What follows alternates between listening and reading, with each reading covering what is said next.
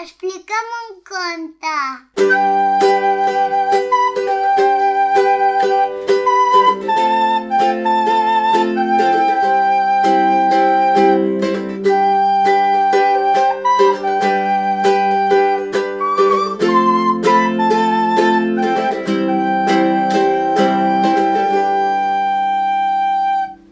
Hi ha un os sota l'escala, de Helen Cooper. Aquest aquí és en Guillem. En Guillem és un nen divertit, simpàtic, alegre. Li agrada cantar, jugar, ballar, dibuixar, que li expliquin contes. Però és que en Guillem té molta por als ossos. I tu? Tu a què li tens por? Posa-ho aquí sota comentaris. En Guillem no només té molta por als ossos. Ell té molta por a l'habitació fosca de sota l'escala. I això és perquè un dia, quan passava per allà al davant, la porta de l'habitació estava una mica oberta i li va semblar que allà dintre hi havia un os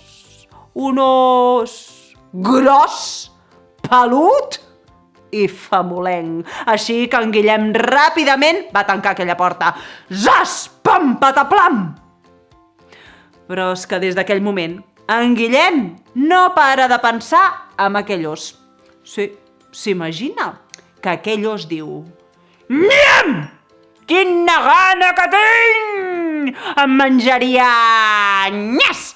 El nas d'en Guillem. Clas!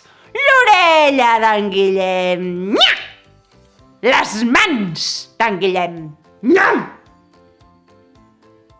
I clar, en Guillem està tan obsessionat amb aquell os famolenc que quan el pare, la mare i la germana estan distrets a l'hora de sopar, de la fruitera, clas, agafa una pera, pum, se la posa a la butxaca i quan el pare, la mare i la germana estan a la cuina rentant els plats, en Guillem se'n va fins a l'habitació fosca de sota l'escala i amb els ulls molt tancats, així, obre la porta.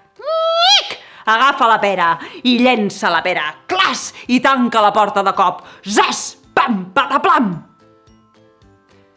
Des d'aleshores, en Guillem no para de donar-li menjar cada dia.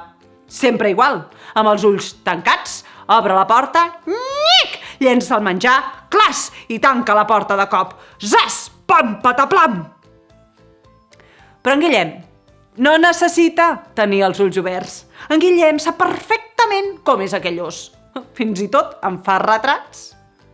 A més, en Guillem sap que aquell os pelut i famolenc, es passeja per tota la casa quan la família dorm. Sí, se'n va a dalt de tot, a les golfes, on hi ha les joguines, i juga amb les joguines d'en Guillem i la seva germana. Després se'n va a la seva banyera i juga amb la seva barqueta. I se'n va a la cuina i es fa truites de patates i mira la tele. I una cosa que no pot suportar, se'n va a l'habitació del papa i la mama, obre l'armari de la roba i es posa els vestits de la mama. Una cosa pitjor. I és que aquell os famolenc fa retrats d'en Guillem. Això sí que no pot suportar. Així que en Guillem cada dia li dona menjar. Li dona plàtan, pa, bacó, avellanes, peix, mel, sempre igual, amb els ulls tancats, obre la porta, nyic, llença el menjar, clas, i tanca la porta de cop. Zas! Pam! Pataplam! Un dissabte al matí, quan tota la família està esmorzant, de sobte la mare comença a ensumar i diu: aquí fa pudor? Fa pudor a tomàquet florit. Uix! Escombraries! S'aixeca de la taula, se'n va fins a l'habitació fosca de sota l'escala i en Guillem, més ràpid, s'aixeca de la taula ell també i corrents es planta davant de la porta i fa: No!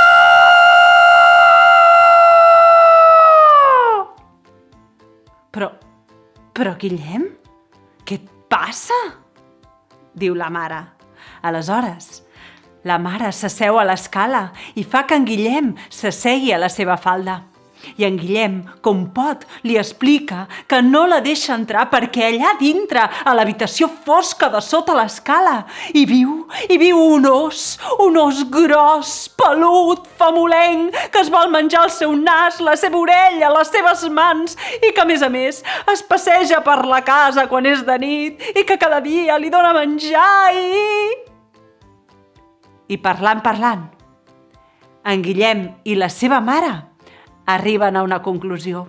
I és que el que han de fer és acabar amb aquell os pelut i famolenc. Així que, armats amb una escombra, es dirigeixen fins a l'habitació fosca de sota l'escala. I en Guillem, a partir d'ara direm en Guillem el valent, perquè en Guillem, ell, amb els ulls oberts, obre la porta de l'habitació fosca de sota l'escala.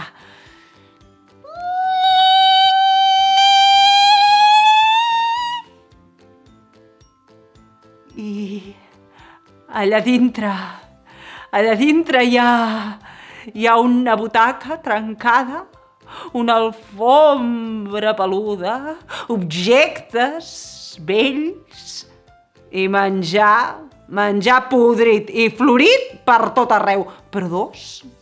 No n'hi ha pas cap dos allà dintre. Així que en Guillem i la seva mare decideixen deixar-ho tot net i polit.